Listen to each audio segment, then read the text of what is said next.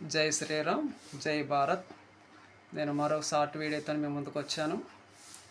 పైన 99 TV channel వాళ్ళు ప్రసారం చేసినటువంటి ఆ వీడియో చూడండి.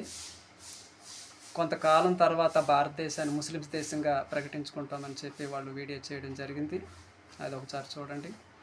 అంతేకాకుండా మన భారతదేశంలో క్రైస్తవ్యం ఎక్కువైపోతూ ఉంది. ఇది ఇలాగే కొనసాగితే భారతదేశం ఏమవుతుంది అనే అంశం మీద నేను ఒక వీడియో చేశాను. ఇక్కడ చూడండి, ఇక్కడ వాల్పేపర్ ఉంది, కింద డిస్క్రిప్షన్ లింక్ ఉంది. ఆ వీడియో కూడా సంపూర్ణంగా చూడండి. మొత్తం చూస్తే మీకు అర్థమవుతుంది. కనుక మన భారతదేశానికి హిందువులకంటూ ఒక గుర్తింపు ప్రభుత్వం తీసుకురావాలి. మన భారతదేశానికి ఇది భారతదేశము, హిందువులు నివసించే దేశము, ఇది హిందువు దేశం అని భారత ప్రభుత్వము మన దేశాన్ని స్వతంత్ర దేశంగా ప్రకటించి మన హిందువులకి ఎప్పుడైతే గుర్తింపు తీసుకొస్తుందో మన దేశంలో ఈ దాడులు, అల్లర్లు, కొట్లాట్లు, ఉన్మాదం, మత గల్లాటలు ఇవన్నీ కూడా ఆగిపోతాయి.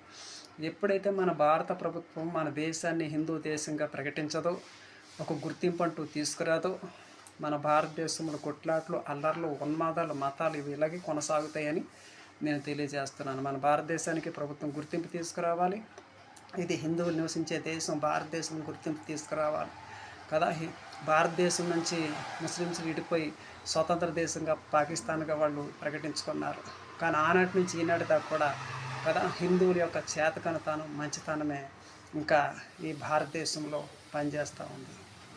కనుక పైన ఉన్నటువంటి 2 వీడియోలు చూడండి. నేను చేసినటువంటి వీడియోలను క్రైస్తవ్యం ఇలాగే కొనసాగితే ఏమైతే చేశాను. పక్కన టీవీ 99 యొక్క ఛానల్ వాళ్ళు ప్రసారించిన వీడియో కూడా చూడండి కదా. నేను నానాటికి వీడియోల్లో చెప్తానే ఉన్నాను కదా. కానీ మన హిందువులు మేలుకోవడం లేదు. మత రాజకీయాలు, ఇవన్నీ కూడా జరుగుతూ ఉన్నాయి. తప్పకుండా లైక్ చేయండి, సబ్స్క్రైబ్ చేయండి, సపోర్ట్ చేయండి. జై హింద్, జై భారత్, జై శ్రీరామ్, జై కృష్ణ, ఓం నమః శివాయ. మరొక వీడియోతో కలుద్దాం. Thank you.